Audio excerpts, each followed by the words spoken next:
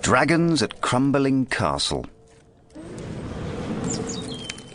In the days of King Arthur, there were no newspapers, only town criers, who went around shouting the news at the tops of their voices.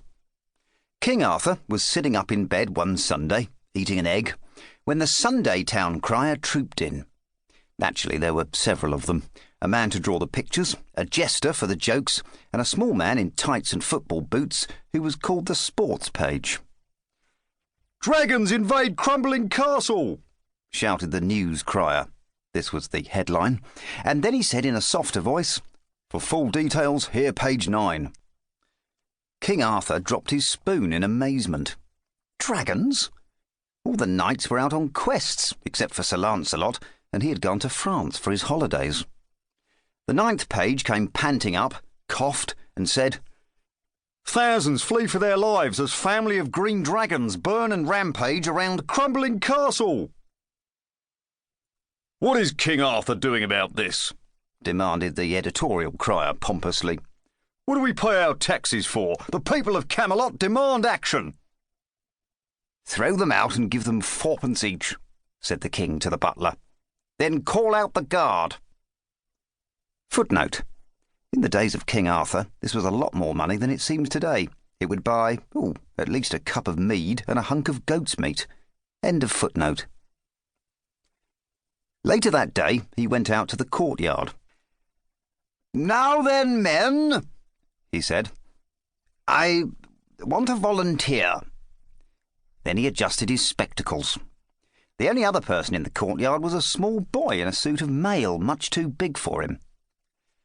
"Ralph reporting, sire," the lad said, and saluted.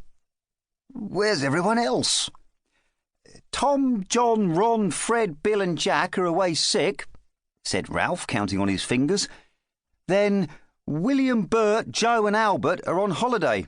James is visiting his granny, Rupert has gone hunting, and Eric—" "Well then," said the king.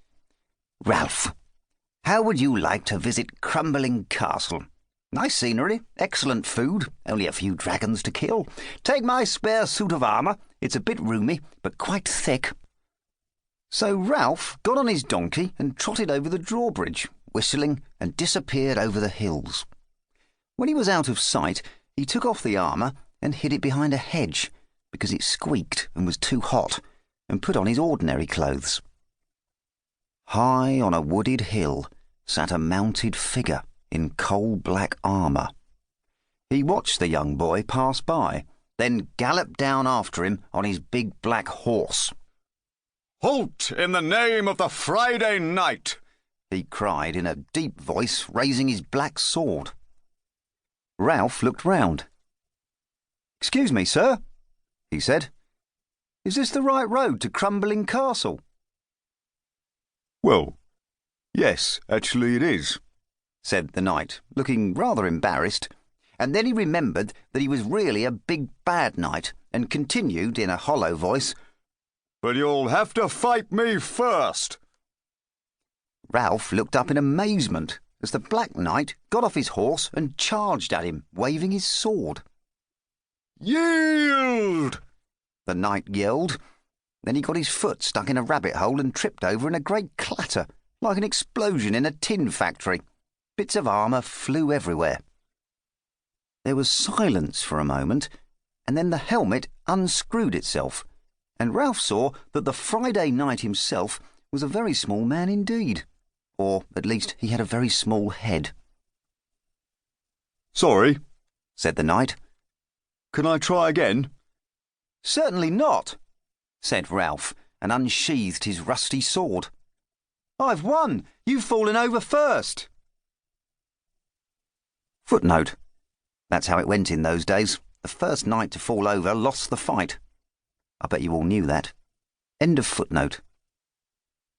"It's not even Friday, so I shall call you Fortnight, 'cause I've fought you tonight. You're my prisoner."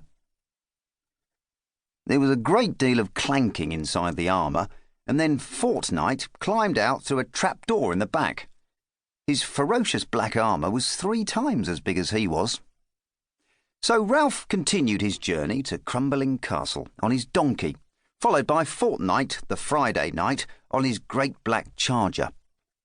After a while they became quite friendly, because Fortnight knew lots of jokes and could sing quite well. He'd belonged to a circus before he became a knight. Next day they found a wizard sitting on a milestone reading a book. He had the normal wizard's uniform, long white beard, pointed hat, a sort of nightdress covered in signs and spells, and long floppy boots, which he had taken off, revealing red socks. Footnote: no self-respecting wizard would be seen in public without a pointy hat, but it could make going through low doorways a bit tricky, so they often developed bad knees in later life due to all that crouching down. End of footnote.